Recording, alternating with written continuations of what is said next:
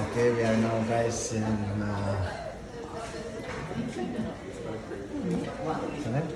Ang saan nga kuhan? Hot spring? Sa Milford. Liftika po Hot Spring.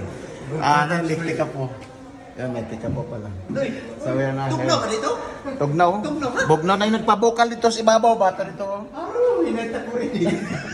Nagpabukal dito mo na kung init ang tubig. Naita ko rin Naita ko rin We are now here in Lake Tekapo Spring. So, just go swimming in here, outside. Andyan na sila. Andyan yung Lake Tekapo Hot Spring. So,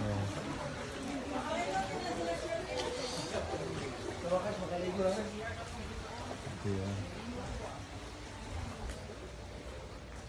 Maliit lang siya. So, maliit lang ang Lake Tekapo Spring. Pero, init yung tubig niya. Pwede ka na maligo. Adults only.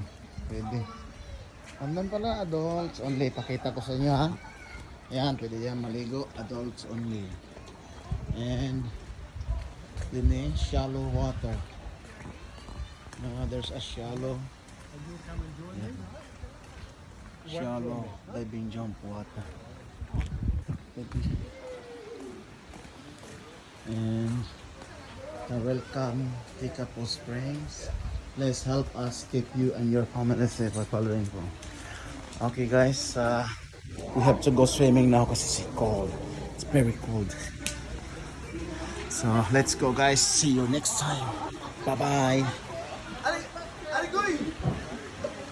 Saman mo eh. Sanay mo eh. Sige, tawagin mo mo eh. Anay, gitog lang. Ay, nag-init kayo.